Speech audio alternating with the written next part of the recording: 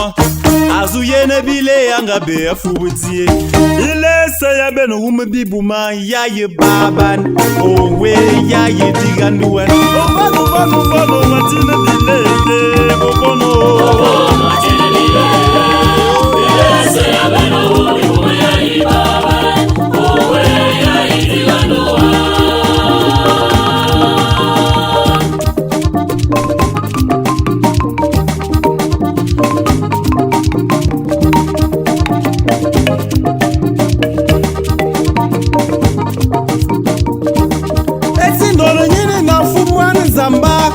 Bileite, embiabi ne bibot. Bibela na bi umu bibu mabinamba. Betere yenala, biayi baben. Ovon, atina bileye, ovono. Ovon, atina bileye. Bile se yabeno, umu yayi baben. Owe yayi diganoa.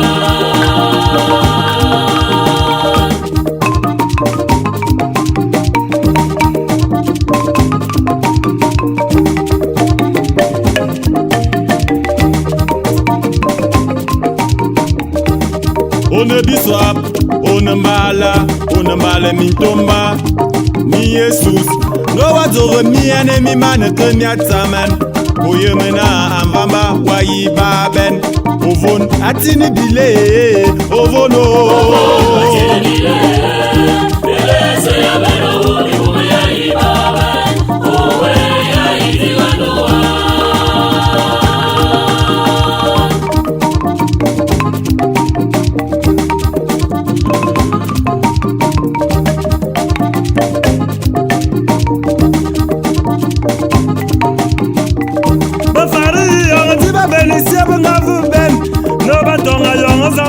Buruntio, naba nyimi sisi mi bot, ebi tibi nying, asuyi na batonga mame ye nyingti. Ovon atine bile ye, ovon wo. Ovon atine bile, bile se yabeno ume yayi baben, owe yayi diganoa.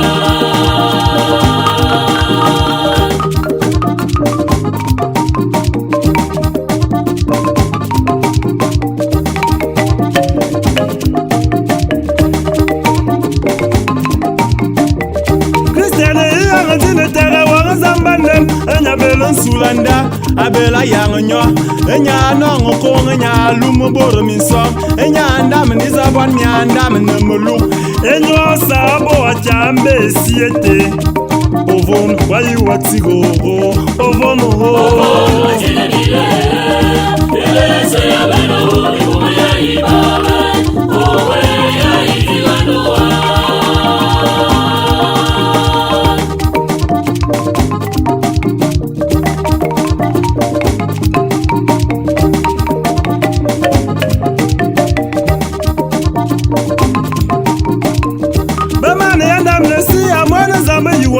Banga tobe yeme ting na ba fam lu ba fam bin ga ba lu bin ga an kursi ye bidim ingongwala za yo vono wo ovono ajene bile bile se yabeno ume yayi baben owe yayi diganoa.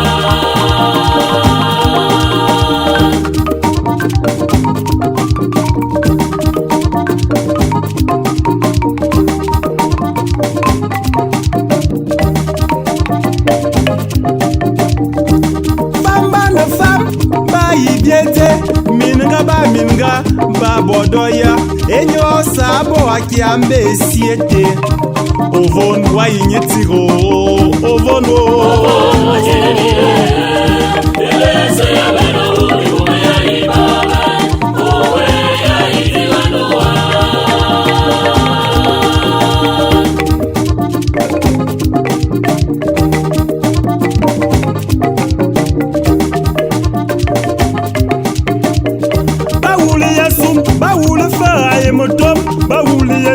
Baoule fe ya benem izome somanya ngabodi ne vabe to dine mbanga abela nyaka ngbali ngamanya lorwa ngabanya mfa dameno zozami no idinga minemo ndemben mizubele nyinkom amu ajene bile bile se yabeno ume yayi baben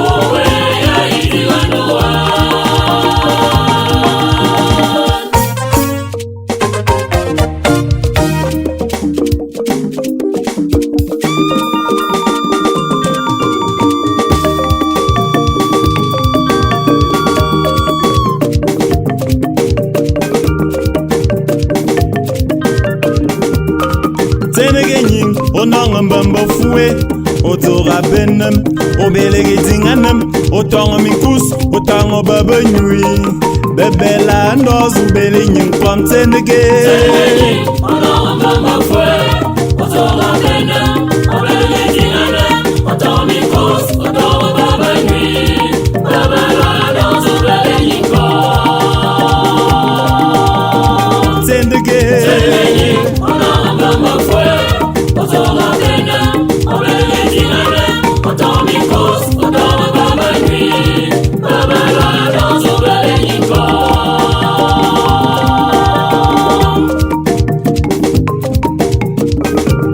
Autorez-vous un welo a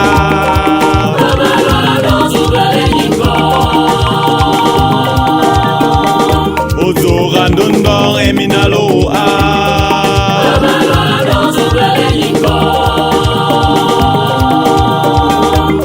Autorosoir eluo a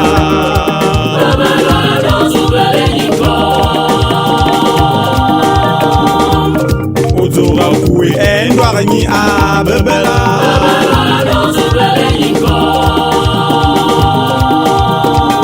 Ovale rebingo wale eminomo